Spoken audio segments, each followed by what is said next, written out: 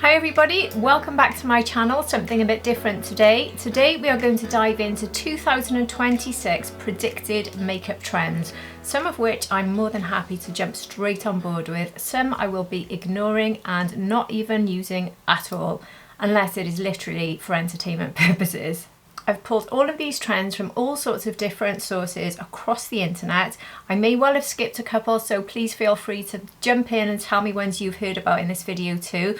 But all of the ones I've seen the most of, that have repeated in everything I've found, are the ones I'm going to include in this. So these are the key ones that I've noticed come up. And if you're new here, hi, my name is Hannah, I'm 48 and I absolutely love luxury makeup, and here on my channel I show you lots of the new releases. I give you lots of swatches, lots of different looks and lots of different roundups with favourites. I do upload here regularly and I would love it ever so much if you did subscribe to my channel. If you're already subscribed, welcome back, thank you so much for being here. Let's now dive straight into the 2026 trends. So this is something every year I get fascinated about. Fascinated because of my job, what is going to be coming out, what will brands be releasing, what will be the theme, what will be the trends, what are we going to see all over short form, so the sort of trendy short clip videos saying this is the trend this year, and everyone will be repeating types of looks. We have some trends I've loved, like things like the latte girl makeup. I love things like that. Others I don't like. So I don't have to go along with trends. Personally, my view with trends is take or leave them. I think some of them are brilliant and I love getting on board with them. Some of them I have no intention of going anywhere near, but they do still really fascinate me. But they also give us a hint towards what we could expect from brands in 2026, which is why I always read up on it. I always watch videos on it. So I thought, why not actually do a video myself and chat to you all about it? It also might help me a little bit for next year in what you might or might not like to see here on my channel. So any feedback on these trends, any thoughts, absolutely anything at all, please do dive in because I would love to hear what you've got to say. So let's get straight into chapter 1. So we have bright and bold eye looks. Now this one, she says, with a bright and bold eye look, I think this would be in that ranking almost, wouldn't it? Bright and bold, because I am going quite bright today. I'm right in the thick of Hanmas. I just filmed day 15 if you're curious to know what this actual look is. This is going to come out to you before day 15, I believe. But yeah, this was day 15. Colours I love. I love greens, I love them. So it was a successful day. I won't tell you anymore, but day 15 was a good day for me. But yeah, if you consider this bold, which I do for me, this is bold for me, but with bold, you can go really bold, as some of the pictures I'll put on now might suggest. And apparently this is one of the strongest predictions for 2026, bold, striking looks. But the slightly good news is it's likely to be not so much 3 or 4 bold colours, it's likely to be more about one single bold colour. That doesn't mean that they're only going to be focusing on one colour, but the look itself. So you're going for a bold green like today, a bold blue, a bold purple, a bold whatever, something bold focusing on one colour, which I can sort of get behind, even though the word bold frightens me. So I would think if there's a certain colour that was launching that's bold, for me, unless I'm prepared to be adventurous, I would probably think along the lines of using it as an eyeliner shade, which is a really cool way sometimes to introduce a bit of bold colour without feeling like it's gone too far. But we could be looking along the lines of, just reading my notes because I cannot memorise notes, I've written down so many notes. Soft, vibrant blues, bright pinks, pastel lilacs, very much behind that one as you may know, greens smudged across the lids, and a bit more playfulness than we've seen in the last couple of years maybe. So this is good news because eyeshadows got so boring. People have fallen out of love with eyeshadow palettes. Does this mean this is going to be the year of eyeshadow palettes? Because if it is, it's going to be my year. This is going to be fun. And online, Who What Where was quoted as saying, bright and bold eye looks are making a comeback from colour washes to vibrant smudged hues. So that's, and they also said, sorry, this isn't cut crease territory, it's the opposite, more effortless and blended, almost like watercolour eyeshadow. So that doesn't sound too bad. Cut crease is fussy, fiddly, certainly not every day, but when we're talking effortless, blended, watercolour, that could be really, really good. So for me, if we're talking more of the softer shades, I'm definitely in with this. If it's greens, lilacs, soft blues, soft purples, all day long. But if we're talking fluorescent, bold, bright pinks, reds, really rich black, not for me. But what about you? Anyway, let's move on to chapter 2. So we have graphic and dramatic eyeliner. This one again is getting me a little bit concerned. Floating liner, shapes and bold definition. So making big shapes around your eyes, like in the pictures I'm putting on the screen, is definitely something I don't want to do. I really don't. I just feel like it's not me. Maybe I would have done it if I was playing around with makeup when I was in my 20s, going out to the nightclubs and being badly behaved. But I just don't think it's a look I would personally be going for. I'm not saying, because I hate saying it's an age thing, because I'm not saying for a second if you're my age you shouldn't do it. Just me personally, I would have to feel like I'm really going to a party to have that sort of look, and I don't really do parties and clubbing much these days, so I don't think it's a look for me. But maybe it is for you. If you love sitting and playing and being artistic, which I do love that, but I'm not sure if I love that sort of precision line. I like just a very classic sort of liner, just a little bit underneath and a little bit tight to the lash line and a little wing. I love that. I don't want to move away from it. What about you? So BrandNation have predicted graphic dramatic eyeliners will continue gaining momentum in 2026, which will include, as we've said, the floating liner double wings. But sometimes a double wing can look quite good, so that's when you bring a wing out here and then you just bring another one above it. Maybe I will try that at some point, let's see. Geometric shapes, not so sure about that for me. Editorial lines that you only see in magazines will actually become more popular, apparently. So while some of these looks can be really stunning, they're fiddly, they're certainly not everyday looks, and they're not me. As we said, subtle is the way forward with me, but I don't mind a little bit of a bold liner. So if we're going to have some bold colours with this sort of graphic line sort of trend, obviously the brands are not telling you how to, they might suggest how you wear your makeup, but they're not telling you, are they? So if they release the products, I might be quite interested in trying some of them. Maybe I just will ignore the suggestions on their website if that's what they're going to do. So now let's move to chapter 3. So we have now lashes are taking centre stage. This really doesn't interest me. Coloured accents, exaggerated lash looks. And Vogue actually mentioned lashes specifically in their 26 prediction coverage. They said lashes will take centre stage from flirty shapes to playful coloured accents. So coloured mascara is predicted to make a comeback, but it's already done that this year. We've had colours coming out quite a lot, like greens and blues. So do they mean more than that, or do they just mean every brand is going to jump on the trend? I think it was YSL did the green mascara. Brands like Colourpop have always done these colourful mascaras. So these have been around in the past, but a lot of brands, you don't see colourful ones quite so much coming from other brands. But maybe they'll all do it, and maybe we're going to get more shades. I don't mind trying things like maybe plum type shades. I wouldn't mind trying a blue. I have tried a blue in the past from Pat McGrath. I'm up for trying greens, but I have tried greens this year, so I don't think this is new, but I'm thinking from what they're suggesting it's going to be more popular. But if we're talking thick, bushy, adding on fake false lashes, I'm out. I've had my lashes curled, and I don't know if you could see it's starting to drop a little bit here. They're almost like part curled, part flat, and I hate the way that's looking. And where I've had it curled, I just feel uncomfortable in the way it sits. I don't like the fact that I can actually feel it. I can feel it touching my skin above my eye, and it's really put me off having it done again, I have to be honest with you. I love the look, but I don't like it because I cannot stand the feel of anything on my lashes. I always talk about this on my channel. I don't like a lot of mascara. I don't like weight on my lashes.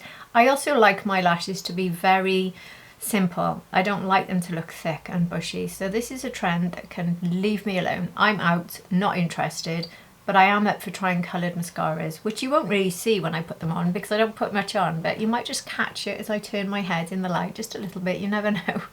What about you? Are you up for the big massive lashes, or maybe just the coloured ones like me? So chapter 4 next, and we have statement lips for 2026. Berries, reds, powdery pinks are the 3 colours. I'll put those 3 colours up now so you can see those sort of spit it out, Hannah. The sort of shades we're looking at, but obviously they'll be much more broad and there'll probably be all sorts of colours. Now if you know me, you know that red is something I run away from like a mile. I'm not really a massive fan of super bold, but I'm not too unhappy about the word berry. Powdery pink can wash me out, so I don't know. Maybe we could go with a berry liner and a powdery pink in the middle. That could be quite fun. the reds, unless there's a bit of a bluish tint to it to make it a bit more of a cool red and not too bright, brilliant red, I'm not interested. I don't like bold lips for a number of reasons. One, I just feel it overwhelms my face, and I'm so fair, and it sort of takes away from eye looks, and I love eye looks, so I'd rather have a muted lip and a bold eye look. That's just my sort of preference. And the other thing I hate about bold lips is you've only got to touch your lip during the day or take a sip of something and you can see if a tiny bit of this moves, and so it's just more fussy. Who needs that much fuss? I would never want to go to a nice event wearing a really bold lip, because I'd have to just check it every 2 minutes, and if I forget about it, I'd be mortified then if I've spent the whole evening with this big patch missing off my lip. So that's why I don't like bold lips. I'm not a big fan. But my lips are also tiny. I mean, one thing, I'm not going to dive into this in this video, I have considered getting filler for my lips because they are so small. I've never had Botox, I've never had filler, I've never had anything. All the treatments I've ever had done are ones I can do myself at home, like using devices and just skincare devices. But should I do that for 26? Should I be brave and just put a tiny, tiny bit to plump my lips or not? I'd love your thoughts on that. Not that that's got anything to do with 26, but anyway. So what have I written down about this? Bold lips are officially back. Who, What, Where has said that bold lips continue for 26 with striking berries, as we've said, reds and powdery pinks. We're moving away from the super glossy nude lips and we're going back into more saturated colour.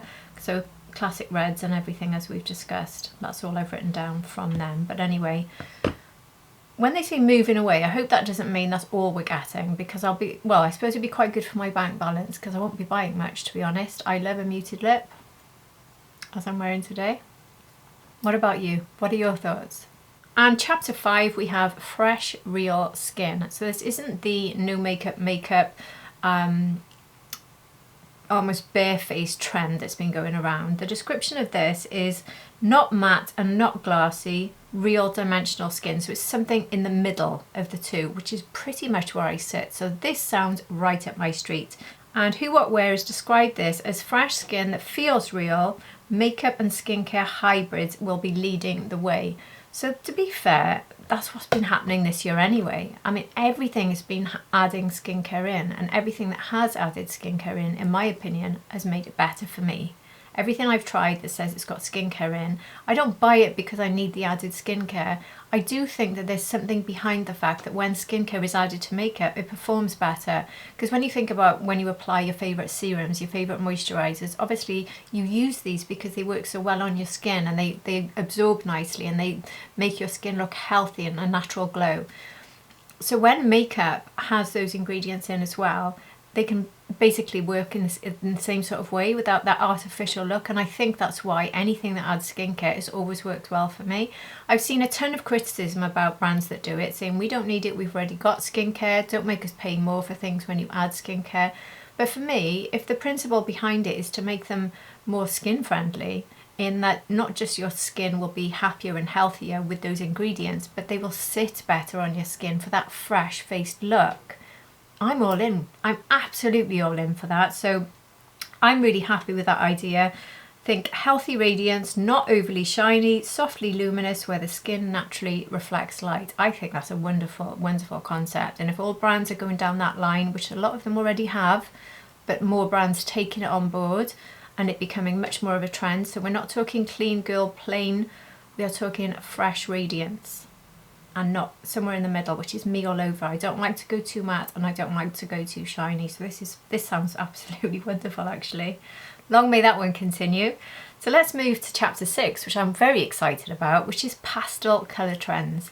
Now, 25, we saw lilac a lot, and I was, as you know, if you watch me, anything lilac, I'll buy it, anything. I love lilac so much, and it's saying to see, okay, cotton candy pinks, airy blues, but lilacs are included in airy blues, aren't they? They have to be. And Cosmetic Business has predicted pastels will be a big part of the colour story for 2026. They said that soft pastels, including cotton candy pink and airy blues, will be key shades for beauty in 26. And this will apply to eyes, cheeks, and even your lips. I'm not sure about airy blues on the lips, but candy pinks maybe. So think soft baby shades but modernised. So I love pastels. I know some people detest pastels, like when we're talking about Natasha Denona, for instance, the one palette from her that I hear people say they dislike the most was her pastel palette. So I do think this is something that's going to be very friendly for people like me who have cool tones and fair skin. But if you've got slightly warmer skin and warmer undertones, you probably hate the idea of pastels. But then we do have these brighter colours that are coming out, apparently, is another trend. So maybe there's a bit of balance here, that you're going to get those slightly bolder colours that are going to be more suited to the warmer skin tones, and we're getting pastels. So maybe it's going to be a year to make everybody happy, as long as they don't drop the lilac, because I'm not going to be impressed if that happens. But blues, pinks, as long as they're pastel pinks. I hate bright pinks, I hate neon pinks. Pastel pinks, yes please. And then another one, and I love this one, I absolutely love this one, Chapter 7, green and teal for 26. Now teal can be a little bit strong, but it's a green at the end of the day. And if greens and teals are trending, yes please. So Gen Z greens apparently, transformative teal and earthy neutral. So obviously that's always popular, isn't it? Several reports mention these colours, and dusky greens as well. So WGSN, they said transformative teal, dusky greens and muted neutrals will be the anchor of palettes for 26. So does that mean the majority of palettes are going to have a pop of one of those colours? A bit like this year when we saw the odd blue, or we saw, like with Makeup by Mario's earthy one, was that the beginning of that, where we saw that one green and we saw lots of earthy tones? Because I love palettes like that.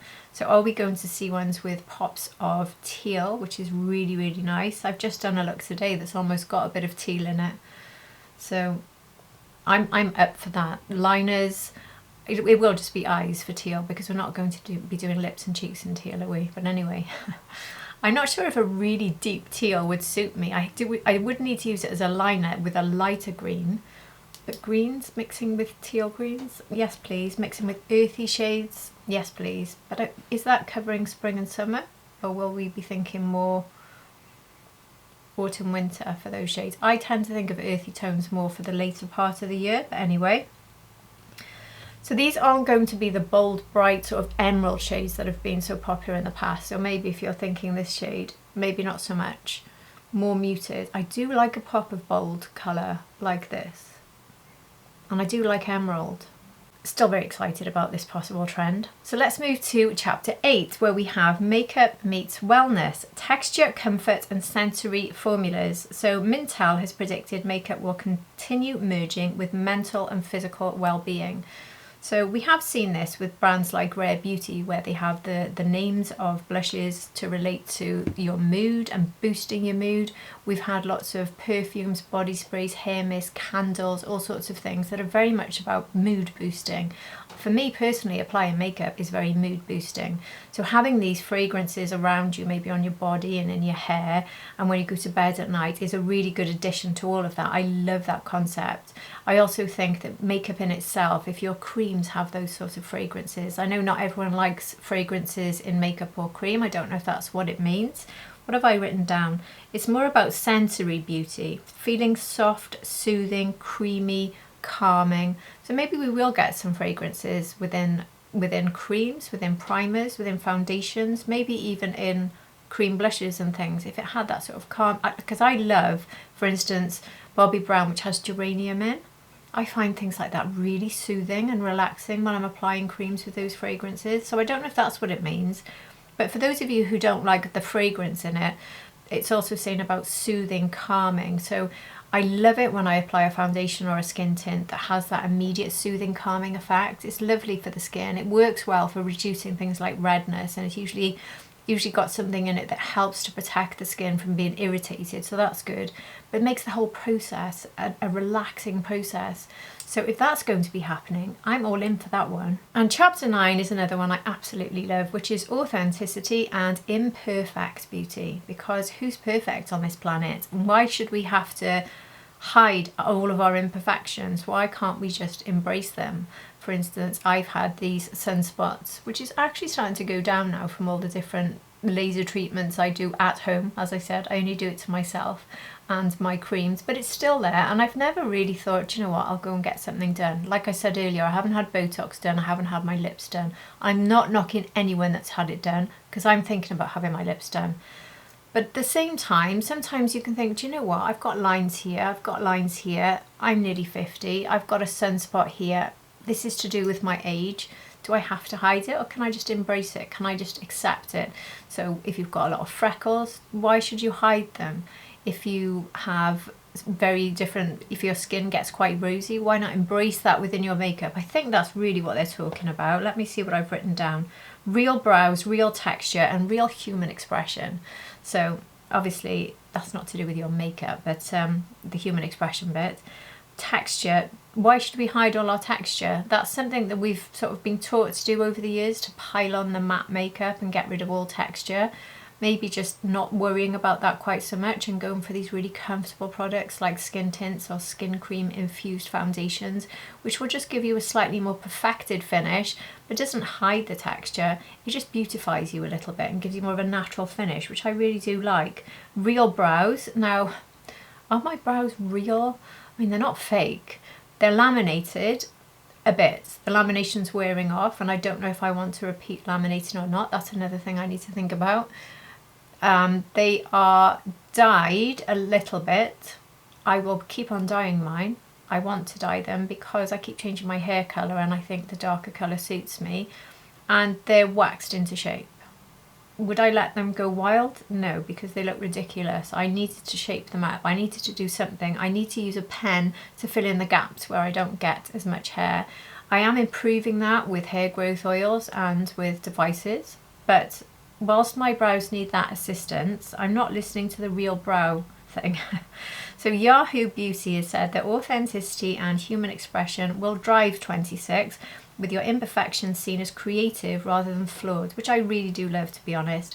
So texture friendly makeup, as we said, less editing. Hopefully we all want to see more of that. I don't edit my videos, and I think it's really important that people don't, so you get to see exactly how you look before you apply your makeup, the changes that the makeup has made as you apply it naturally without any editing, and obviously how the makeup actually looks without this bold, bright, exaggerated lighting, which would make this look 10 times more glittery on camera if I did it. If you saw me in the flesh, it would look like this, which is for me really important. So I love the fact that that suggests that's going to be a trend, because I think you as viewers would appreciate that more as well.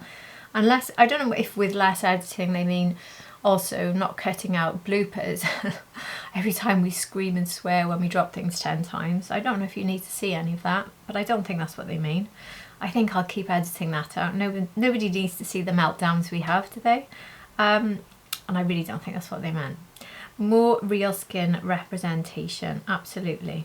So I'm all in for this one. What do you think? Chapter 10, something we've seen so much of, and it's going to grow more and more in 2026, is sustainability and refill options in makeup and just general in all beauty.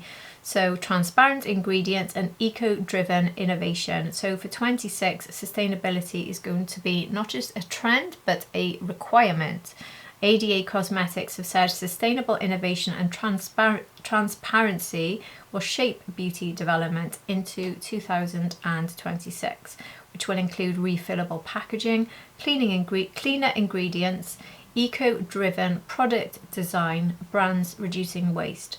So I see so much of this anyway. There's brands, for instance, like Delilah Cosmetics, who I love, who have always created their brushes, for instance, using synthetic materials. So their brushes are vegan. But now they're even using recycled materials to create their brushes. And I think that for me, Delilah Cosmetics is the leading brand I've ever come across in terms of being so conscious of environmental issues and waste. They try to reuse everything, even in their packaging, like their spray, where are you? The wake up spray, for instance. I'm sure even this packaging here has got recycled plastic in it. Everything they do has got that little bit of reuse. They go into all of these different resources to produce this. So I would imagine they could be almost the first for people to follow because they do it so much. But I know other brands are doing it, and we're also getting a lot more in terms of refillable. We're getting that in high end and we're getting that in low end. I know brands like Guerlain and Dior, they've always done their fancy cases you can get. But I think like with Lisa Eldridge we had this year, you get the cases where you can just buy one, you're investing in one, and then you can get refills. Now with lipsticks, I do find it a little bit annoying, and I think a lot of you do, because do you want to keep putting your refills in and out for that one case, or will you end up buying a case for each? So that's slightly annoying, and I completely hear you. The same happened with Louis Vuitton with the cases. You can buy the case and the refill. Would you have 3 refills and then pop them in and out? Is it a bit of a fiddle, a bit of a faff? From that point of view, maybe it's not so great. But if it's more along the lines of, I love this particular eyeshadow from Louis Vuitton, so I'll buy the case, I'll buy this eyeshadow, and now when I run out, I can replace it and put it in, and it's going to cost me a fraction. That's really the concept of refill, isn't it? You have brands like Glow Recipe, for instance, for a long time now have done their refillable creams. So you buy the pot and then you just pop in the refills. Fenty Beauty do that a lot with, even with their hair products, I believe. So lots of brands are really getting good at doing this refillable process. I've also been working for many years and using for many years prior to my job here, refillable deodorants, for instance, with Wild Cosmetics and Fussy Cosmetics. I work, not cosmetics, where am I getting that from? Wild Refill and Fussy. I work with both of those, but like I said, certainly Wild anyway. I used Wild for years before doing this. I always thought the concept was brilliant, where you choose your case, you choose the different fragrances you want in your deodorant, and every sort of 2 to 3 months they launch, even more soon than that actually, more like every month they release new fragrances, they release new cases, and they've now all extended their lines to shower gels. Wild have even gone into lip balms, and I think we're getting refillable soap dishes coming soon. I think there's even more coming from Wild. So lots of companies like Wild and Fussy are doing that with things like deodorant, and then we have brands like Fenty doing it with shampoos and all sorts of things. So I think it's a really good idea. Who doesn't prefer, like I've just had to have a big clear out, for instance, of a lot of skincare, and you have to find ways to try to recycle all of these pots. You want them to arrive in pots that are recyclable for a start. You want less plastic, more sort of glass base would be great. So if you've got a favourite skin cream, having it in a glass pot, and then you can just put your little insert in. I do this as well, by the way, with things like my dishwasher pods. I get that refilled. I do it with my cleaning products. Like I buy these little refills to go into my, you just literally pour the concentrated liquid into a glass bottle, add the water, and use that as your kitchen and bathroom cleaner, and I have that delivered every few months. I do it with my washing, fabric washing machine. I can't even think of the words now. But you know what I mean. Refillable things have been getting better and better and better for a long time, and they're really becoming popular in makeup. So we're going to see more of that, and I'm all for it. But do keep in mind this could mean higher costs, because we could be looking at investing initially in some sort of cases. So that is the downside of refillables. And my final chapter, let's talk about how these trends are going to look in real makeup, what's wearable and what fits in. So wearable trends, let's go over them again. And yes, I have to read my list because yes, I can't remember anything. Soft graphic liner, yes please. Pastel lilacs and mauves, oh yes please. Muted teals, yes please.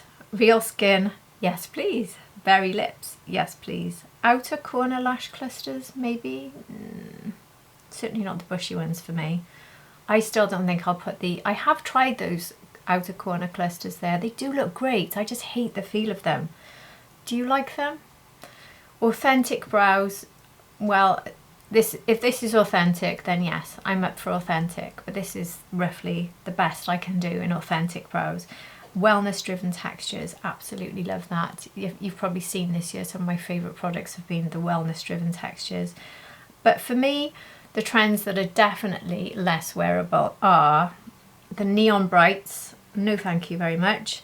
The full graphic shapes with the liners, no thank you very much. Super strong, bold eyeshadows. Depends on the colours. I could go for it. Like I said, you could say this is super bold. It depends on the colour. Sometimes I could go bold. And anything for me that's just generally overly editorial. I love watching other people doing it. I love watching short form content where people quickly put together these fun looks. I love it. So I'm not against it by any means, but for me personally, I don't see me doing it. But anyway, so that is it. A nice short and sweet video today with no makeup application, something a bit different. This has just been a chatty one. Do let me know if you've enjoyed a chatty content video, because I'm trying to think of different ways of releasing content here on my channel, because as we talked about quite recently in a video where I talked about long form and whether it's changing, whether it's not popular, blah blah blah, I'm not losing my love for long form content. I am continuing to love it and I will continue to do it, but what I might be doing is switching up content just a little bit. I'm not entirely sure, not going to make any firm decisions, but I would love to hear what you think about a chatty video like this now and again. If I just do a little bit of research on a topic you might be interested in and we have a little chat about it, because now the fun bit is when I put this video out and you will tell me what you think. So have you heard of other trends that I haven't picked up on? Because I'm sure there's probably another 100 out there that I've missed. I just picked up on these ones and these are the ones I wanted to chat to you about. So I would love to hear your thoughts. As you've seen, I'm excited about some, dreading some of the others. I'm nervous already about the releases, because when it comes to new releases, I do buy them, but I try to only be realistic in buying the brands I know I love and buying colours I will wear. So if, for instance, Dior came out with 4 eyeshadows and they're all bold and all, what would I do? Would I just stop reviewing? I don't think that's going to happen though, is it? There might just be one odd pop of something crazy and maybe I'll be adventurous and give it a go. I do like having a challenge thrown my way, as lots of you may know if you're following the Handmas videos going out right now for Christmas.